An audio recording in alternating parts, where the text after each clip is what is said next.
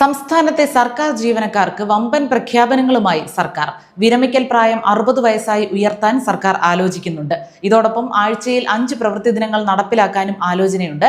2026 നിയമസഭാ തിരഞ്ഞെടുപ്പ് പെരുമാറ്റച്ചട്ടം നിലവിൽ വരുന്നതിന് മുൻപ് ഈ വിഷയത്തിൽ അന്തിമ തീരുമാനമുണ്ടാകുമെന്നാണ് വിവരം. എന്നാൽ തിരഞ്ഞെടുപ്പ് മുന്നിൽ കണ്ടുകൊണ്ടുള്ള സർക്കാരിന്റെ മാസ്റ്റർ പ്ലാനാണ് ഇത് എന്ന വിമർശനവും ഉയരുന്നുണ്ട്.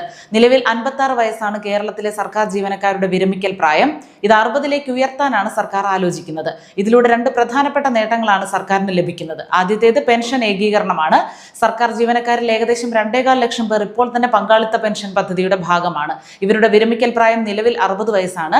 ബാക്കിയുള്ള സ്റ്റാറ്റ്യൂട്ടറി പെൻഷൻ ജീവനക്കാരുടെ പ്രായം കൂടി 60 ആക്കി ഉയർത്തുന്നതിലൂടെ സർവീസിലെ പെൻഷൻ പ്രായം ഏകീകരിക്കാൻ സാധിക്കും. അതായത് പെൻഷൻ ആനുകൂല്യങ്ങൾ നൽകുന്നത് കുറഞ്ഞത് 4 വർഷത്തേക്ക് കൂടി നീട്ടിവെക്കാൻ സാധിക്കും.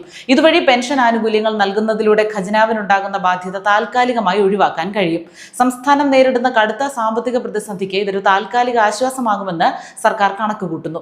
ആഴ്ചയിൽ 5 പ്രവൃത്തി ദിനങ്ങൾ എന്നത് ജീവനക്കാരുടെ ദീർഘകാലമായുള്ള ആവശ്യമാണ്. നിലവിൽ 2ാം ശനിയാഴ്ചകളിൽ മാത്രമാണ് ജീവനക്കാർക്ക് അവധിയുള്ളത്.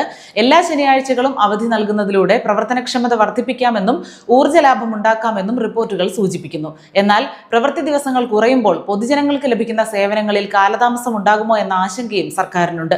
ഡിജിറ്റൽ സേവനങ്ങൾ വർദ്ധിച്ച സാഹചര്യത്തിൽ ഈ മാറ്റം ഗുണകരമാകുമെന്നാണ് ഒരു വിഭാഗം അഭിപ്രായപ്പെടുന്നത്. വിരമിക്കൽ പ്രായം ഉയർത്തുന്നത് PSC ഉദ്യോഗാർത്ഥികളുടെയും യുവാക്കളുടെയും വലിയ പ്രതിഷേധത്തിന് കാരണമായേക്കാം.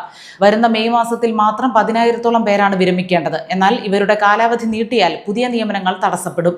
നിലവിലുള്ള റാങ്ക് ലിസ്റ്റുകൾ കാലാവധി കഴിഞ്ഞ് റദ്ദാകുകയും ചെയ്യും. പുതിയ നിയമനങ്ങളെ ഇത് ബാധിക്കും എന്ന ആശങ്ക യുവാക്കൾക്കിടയിലുണ്ട്.